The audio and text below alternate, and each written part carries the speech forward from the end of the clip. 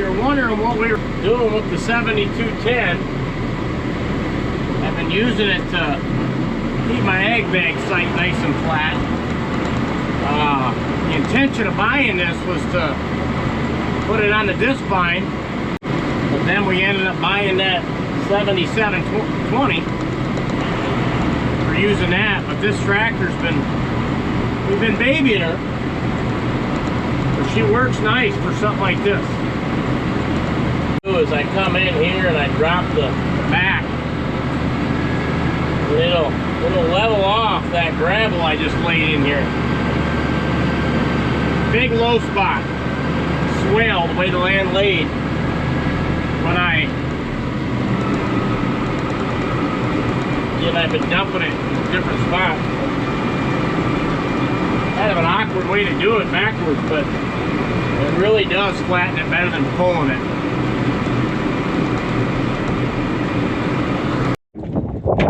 Alright guys, well there she is, and that's what she's been doing of late. I had it in the pasture field actually, blading that cow manure dirt. It's like rich topsoil, but there was a lot of cow patties. Actually had a couple cows come down with mastitis, so I figured I'm gonna blade it down flat. I don't know if that was the issue. I know my stalls are nicely in condition, fresh sand. The beginning of the video, we were chopping, filled that third bag. Last year we left the bagger hooked up. This year we were close enough that we decided to fill it. We had another 30-acre field, got about half of it, dry, grassy stuff. But instead of having to leave the bagger, and I told you I wanted 3 full bags. Got a little fat right there with that bagger. It was 90-some degrees, 104 felt like it said, the humidity. We got it done. And now I've got the bagger in the barn, and I got 3 full bags of haylage. Like I said, this is the brunt of it. I bagged a bunch of oats last year, new seeding oats, and they were milking fine. I was mixing it with second cutting hay. Well, like I talked to my nutritionist, he's like, that for old first cutting grassy stuff, that'd be better than even oats. So I'm gonna try to plan that first bag, the last bag we chopped, mixing that with my second or third, and that'll probably be through the winter, and along with your corn silage. But yeah, this is 7210 on yard blading duty. Guys, quick pit stop at home. Hey, family news. Grant and Summer, ages 4 and 3, are now out of the cribs and in big girl and big boy beds.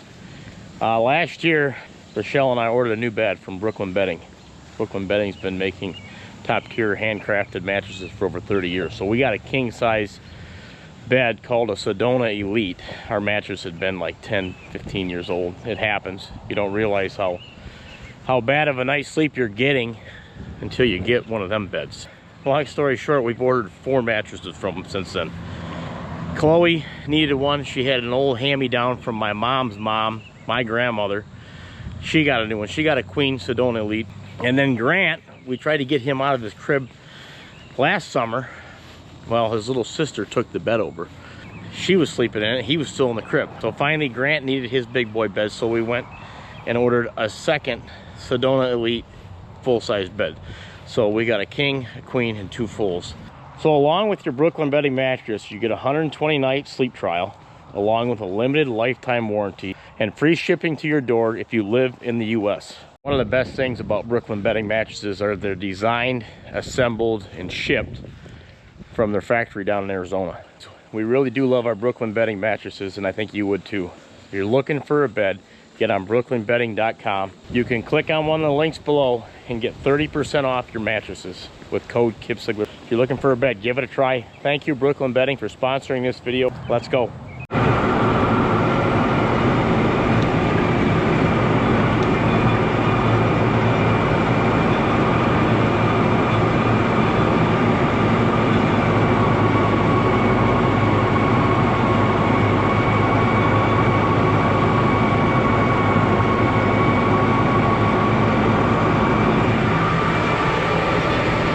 I'm in to my 2025 haylage. Ran out of 2024. Nice and cool in here. I like the way it's been setting up. It's not probably quite there. June 10th on this. Now we're already in July, but June 10th, and then there's a little bit of rainwater in between these bags, and that's why I'm trying to get that as flat as possible. I want this pad to be flat and drained. There's probably some in here too. Yeah, this was the original bag site. If you guys remember, this is only my second year doing bags on this scale. We used to do 2 or 3, now we're doing 12, and I think I'm doing a pretty good job keeping up on that pile. That was a lead load of gravel. You don't want to get the bill on that, but I had a belly over there. I had a belly on this bag before this right here. I put just a dump truck load there. It's just the way the land laid when we laid this in here. And it's working because it's tiled. You can't see, but this back 30 cornfield, it's all tiled, runs way down. Well, at the bottom of that hill, there's not a lot of fall in that ditch. Well, the county just cleaned the ditch. It runs and goes all the way down. The county just cleaned that drain, so it's working better, but it still pools. And when it pools, the tile lines are likely full, and it just kind of, there was a mud pool. And I was back there feeding out of that bag at the moment. It's a pain in the butt, but I got her filled in pretty good now. Yeah, you want the back to drain that way and the front to drain this way naturally, and then let the tile work. You know, I think it's working out pretty good. What we're gonna do on the next bag, second cutting, I'm gonna have to leave a lane here because I'm digging out of here. I'll bring the mixer to fill here. Probably put that other bag here, leave this lane, second, third, then start your corn silage, and then there'll probably be another lane in there, and then the far side there'll be a lane. That's my idea. I'm still learning as I go. I mean, every day I'm feeding out here, riding around, driving the mixer, mixing here, turning, mixing there, grabbing my grain. I'm constantly thinking, how can I make this more efficient? Overcast, muggy day. You can see something looks like it's brewing over there. Closed up my overflow corn silage bag. That was right there. Then my last year's hay was back there. That's all cleaned up. Opened up this bag here. This is your next corn silage. I started feeding the end of the heifers. That was kind of, I had that thought the other day when I was feeding. I'm like, man, this bag's getting close. Matter of fact, I'll kind of show you. I said, this bag's getting close. I mean, I'm taking 4 big buckets out of there, 4,000 pounds.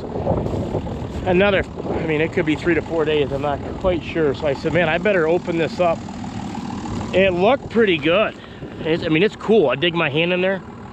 Very cool, but there was some chunks of mold. Not a ton, but there was like right here. Stuff like that. So I said, shoot, I ain't feeding that to the milk cows. I took 3 buckets to the heifers this morning. Ain't gonna really hurt them. I'm gonna dump 1 in tonight in the TMR. So 3 out of here, 1 into here. Start transitioning them.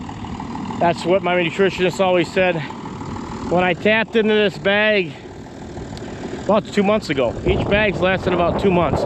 2 months ago on that end, I had a young guy comment and message me on Instagram, and he said, Kip, you probably should have, it looks like you didn't start mixing them beforehand. And I had to message him back. I said, you got me. Yeah, this is so cool. This is about perfect corn silage. I said, you got me. I forgot to do that. I forgot to start, you know, that's what Steve always says. You wanted to start mixing it in and getting them used to it instead of just running out of this and starting fresh with a new bag, constantly integrating it. And this time, I guess I was on the ball.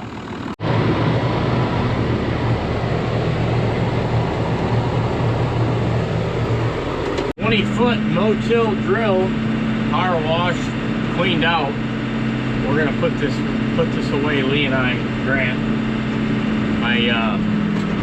My dad planted 1 field with this. Bought this at an auction a few years ago. John Deere 750. Got Yetter markers on it, but he used the auto steer, so we didn't have to use the markers. Pretty good investment to have. Towed this all the way to North Branch, 10 miles. And Dad put in 50-some acres of soybeans. It's real light ground up there. And of course we used this to plant all our wheat last year. 150 acres, no-till. And the wheat looks Excellent. 20 foot, she spans the road. My dad's place, it's got nice trees over here. Nice coverage of the house.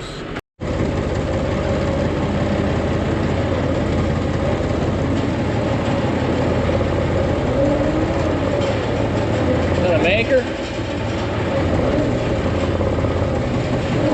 Alright guys, after a bunch of messing around, she finally went in.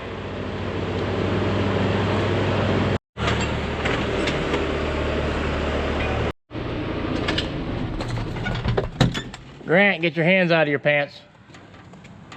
Attaboy.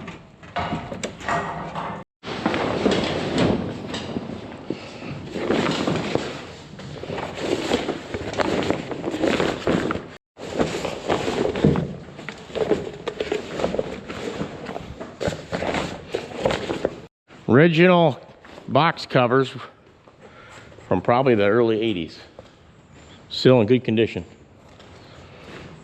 Couple nice old classic cars, a Plymouth Barracuda and a Fairlane 500. Where's Family going? And Grant's in the buddy seat. We're gonna head back to the farm, bud. You hear that bizarre? Yep. But this are really big. We'll head in and do a walkthrough on these cattle here in a second. But what else been going on? Had some comments about Dad's dually. He's had this truck since the 80s. That's the late 70s. He made it into a dually, restored it a couple different times. This was his main truck, and then over the years, it became just his fueling truck and one heck of a hay hauler on the back there. So that's just this. He just washes it once in a while and keeps it in the barn.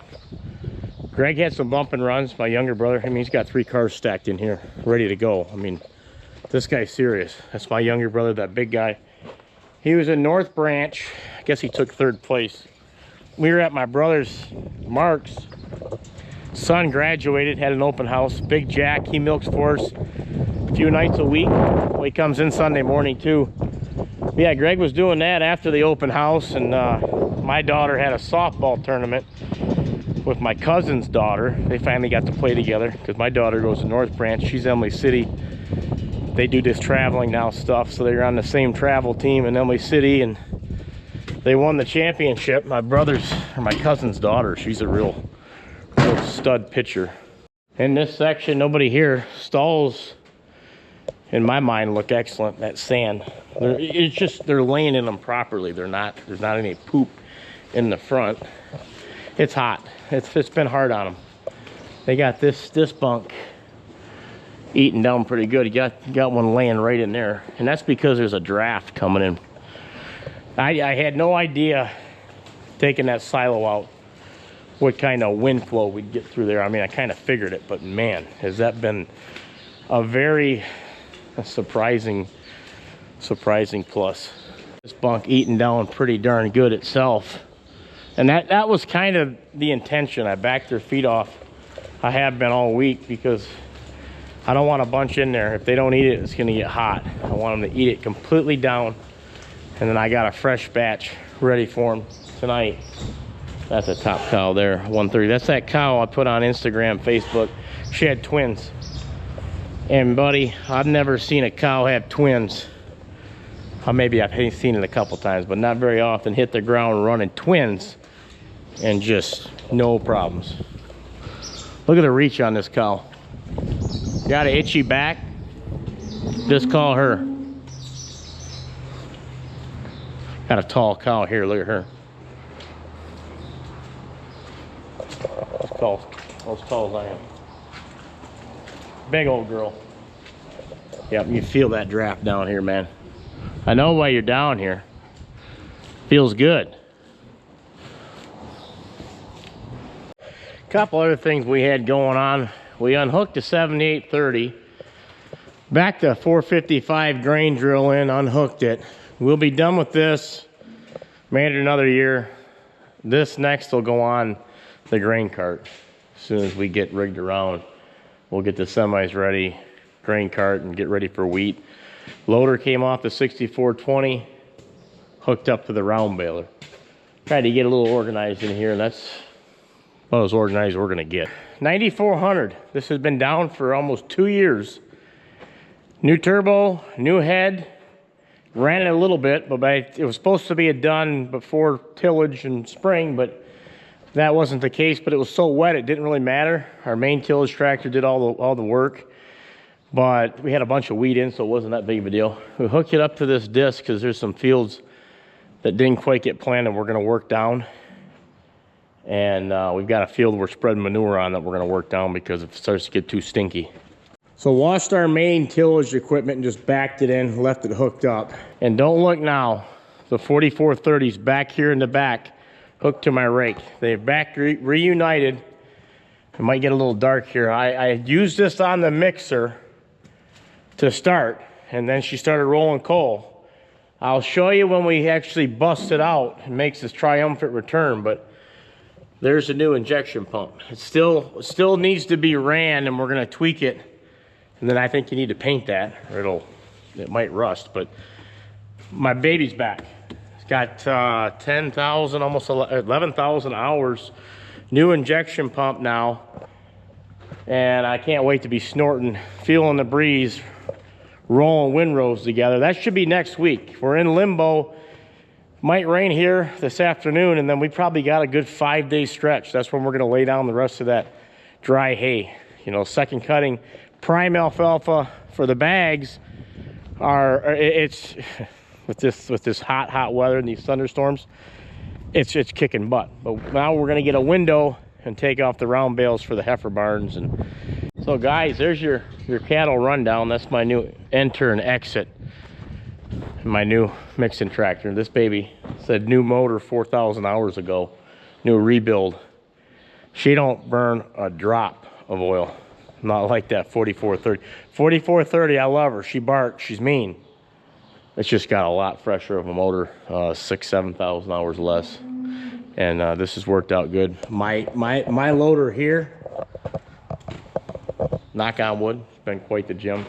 I don't know how I live without it. I don't know how I use that big girl right there and didn't damage as many bags as I possibly could have. I mean, you're trying to move in and out, and you got a big hoe on the back, but I mean, look at the size difference. That's just a little compact. But last but not least, I meant to mention this. We did Mom's been gone now for 5 years. So 5 scholarships up at the school we've given out. Gave her out 2 this year. 1 to my nephew Jack, I just mentioned his party. And 1 to a young lady that's got accepted to West Point now. That's Officer Academy for the Army. West Point, you know, you guys probably heard of that. You get accepted there, you're a complete stud. So I had, I was Army, so I got a soft spot for that. But so hey, I ended up giving the awards out. It wasn't easy, never is. I don't think it ever will get easy. I wanted to get some other family members involved, hand it out, because you are up on stage and you do got to talk a little bit, but they're all just still really not ready, I don't think. You know, that was a kick to the gut, losing her suddenly.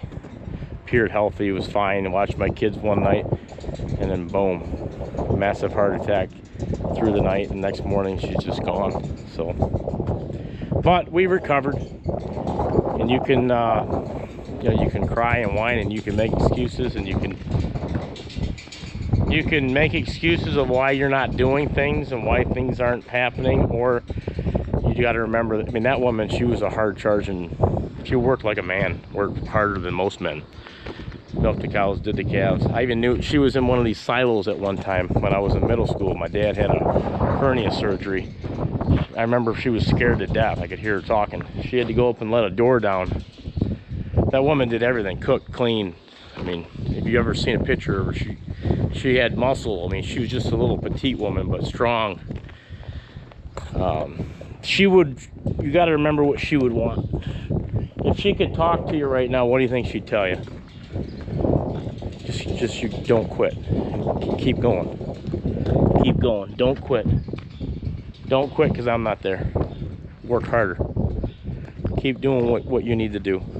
Don't sit around and whine and cry. I hope I taught you better, is probably what she'd say. I hope that I prepared you better. I mean, we're all grown, but it doesn't matter if you're grown. I mean, I was 38 maybe, 30, yeah, 37, 38. it still hurt. And I had to learn a lot because she was doing a lot. But on that note, guys, I hope that make you think a little bit. If you lose someone, stay strong. Think of what they would want you to be doing and then do it. Take care. God bless.